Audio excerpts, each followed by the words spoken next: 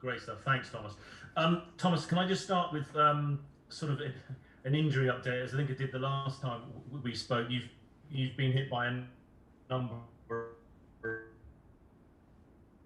unfortunate injuries. Can you give us an update on where you are with those players? Yeah, Trevor Chalobah is still out. Mateo Kovacic obviously out. N'Golo Kante out for tomorrow, and Ben Chilwell. What about Jorginho? Is that looking positive perhaps for tomorrow? Yeah, he did the last 2 training sessions, and I think he will do what he did the last games, play through pain, and do what's needed to be on the pitch. You say with a wry smile. Thomas, may I also turn your attention to, unfortunately, the country is in the midst of a worsening COVID situation with the pandemic. Plan B sport affects football. Can I firstly ask how everyone is at Chelsea, not just the players, but yourselves and your staff, and also what precautions are in place for you to work? In Germany, we knock on wood, and if we don't have wood, we knock on the head, that because everybody is in the moment healthy, except for Matteo, who was tested positive. We had a lot of tests to make our trip to Russia and to make it back. And again today another one, so we were tested when we arrived straight away in the middle of the night. This is sometimes not the nicest thing to do, but I was impressed with the way it was organized, and was impressed with the patience that everybody in the whole staff and the whole plane took it to be there in the middle of the night and wait for the PCR test. So to be taken, that was very professional and very well organized and very well taken from everybody. That tells me that everybody is aware of the situation. This is not a joke, it's real, and we have to live with the consequences and do in the best way possible to protect us and to protect others. So we are aware of the situation. We are aware that we are still blessed to have our job and to not be affected from that, and from there we go. Just on a personal note, Thomas, people sometimes forget footballers, your staff, you're human beings with families as well. Just how concerning is it for you? I'm actually in general not the person that worries too much.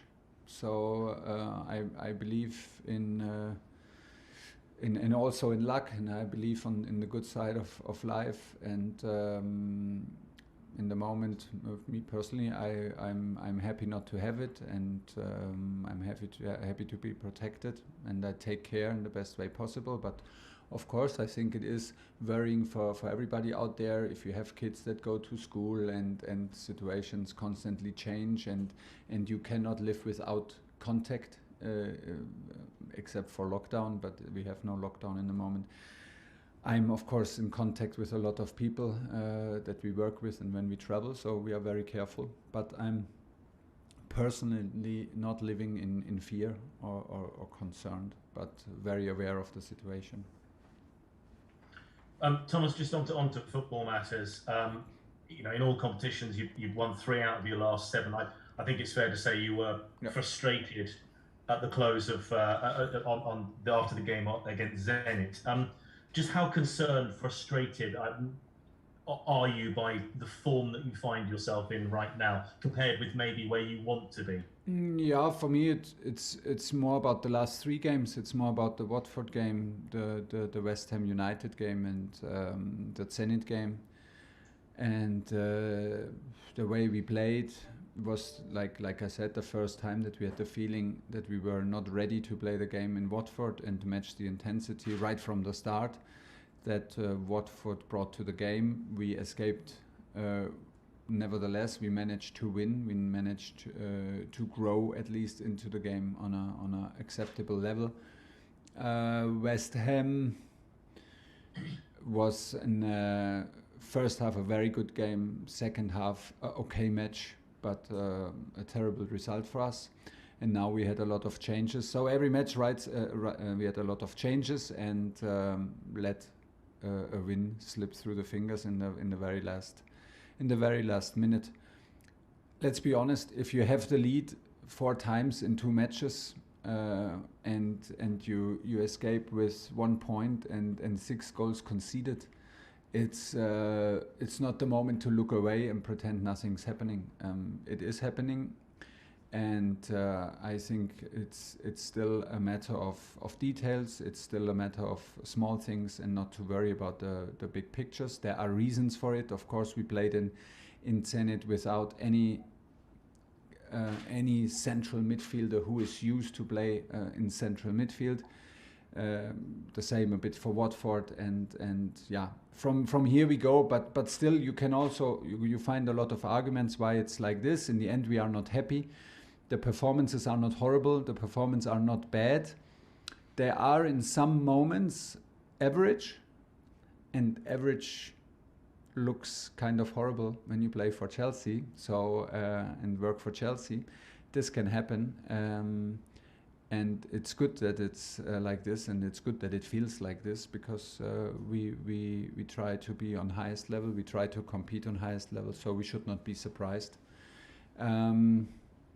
Like I said, I have the feeling that we drop from good performances a bit to like normal average performances when we lead. This is very unusual for us, and this should not become common. We learned now hopefully twice from experience, and have the chance to prove it tomorrow. Last one, please, Trent. Lovely. Thanks, guys. Just a very quick follow-up on that, Thomas. I suppose with the Champions League put to bed for a little while, I know this period is busy, but it is Premier League. There is a focus you can have with what you just described there as small problems, details. The fact that there is some consistency in the competition, you know what's coming, you know where you've got to go. Yeah. Can that help you in where you need to get yourself to? Yeah, for sure. Focus always helps, and I think like I said, bad experience sometimes is necessary to really believe in that we need to maybe step up a 5% in level of concentration, in level of support, in level of physical input, and that we cannot drop in any of these subjects when we have the lead, because like I said, the last 2 games were very, very unusual for us in terms of having the lead so many times and losing it and giving it away. It seems that we were also unlucky in these moments. It's like the 2 last goals we conceded. It's maybe goals that you don't concede very often, and still we let them shoot, and still we did not close the shots down, and still we did not take care to minimize the risk of getting hurt with a lucky shot or a lucky punch. So it's back to basics, and basics on the highest level is we are in this together. I can only repeat this because we are aware of it. It's not the moment to worry too much, but it's also not the moment to look away. And if we should not only focus on the result, but stay with the things that we can influence, and there is slight space to improve, which we need to do. John Southall, bye-bye. Hi Thomas, can you hear me then? Yeah. How would you describe the state of your squad at the moment, mentally after the last couple of games, and also physically, given what you've been through in the travelling in the last few days? I think it helped us that we had a day off before Zenit. I felt us physically ready for Zenit, also to play to play with the same squad than we played against West Ham. But we knew a game on Saturday is coming, and and we know the opponent, we know the league. It will be highest intensity. Leeds is well known for that. Leeds prepares the whole week for that, and we need to be ready. And that's why the changes also happened, because the guys who played needed minutes. They need the rhythm to be ready on Saturday, or to give some players the rest that they need, that we can demand it again on Saturday on our highest level, because we will need it. Was like 2 training sessions. We are not even 48 hours right now after the match. We are aware of these things. It's not the first time that we do it, so we have a good rest later, and focus on tomorrow 3 o'clock. Kepa came in on Wednesday in goal and he made 3 or 4 really good saves. Is he now, in your thoughts, pushing for a league start? He's always pushing, is the good thing. He is always pushing. He is really an example of sportsmanship through and through. I have nothing but praise for him. Praise, of course, because he played good, but much more important, praise because he did everything that he is able to produce a performance like this. He is every day in a unbelievable spirit. He does not take these decisions personal. He is here. He does what it takes to be on his personal highest level, to be ready.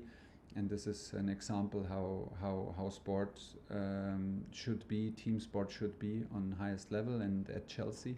So I'm absolutely grateful to be his coach. He did very, very well. And I am since long time very sure that he will do well because about the way he is, he behaves and also trains.